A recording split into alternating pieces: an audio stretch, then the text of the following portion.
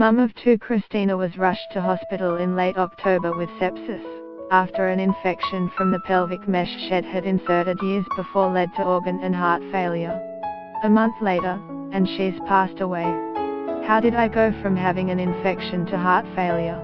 At 42. Dang mesh, the outspoken pelvic mesh campaigner said in a Facebook Live video while from her hospital bed only weeks ago. I don't want this to happen to anybody. This is insane, she said. 2. Almost be on your deathbed at 42 because of mesh, it's not right.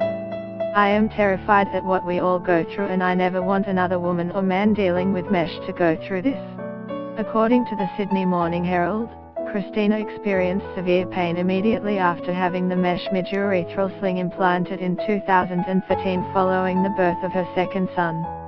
Her surgeon dismissed her incredible pain and complications as side effects of the mesh settling into her body. Christina finally found a surgeon to remove the mesh, but spent the next 4 years of her life in a wheelchair and on a constant prescription of strong antibiotics, painkillers and nausea medications.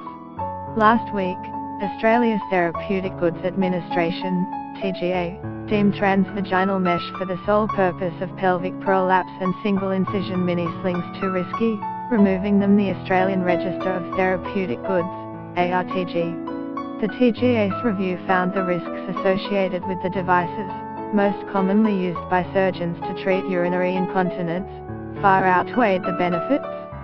Hundreds of Australian women have complained that the implants have left them with chronic pain and ongoing infection, with many unable to have sex. Other medical complications can include bleeding, abscess, vaginal scarring and tightening. Earlier this year, 700 women filed a class action against vaginal mesh manufacturer Johnson & Johnson. The TGA's ban takes effect from January the 4th, but in the wake of Christina's death, Australian pelvic mesh campaigner Kaz Chisholm says the ban should be extended to all pelvic mesh devices as soon as possible. Chrissy was sick for many years. She fought hard. She was 42 years old and leaves behind 2 very young sons and a husband, she wrote to TGA debut secretary John Skerritt last week, reports the Sydney Morning Herald. It was a Johnson & Johnson stress incontinence midurethral sling that destroyed her life and finally took it forever. Women who are permanently injured by these devices do not consider them to be the gold standard. How can they be when the risks can be so catastrophic?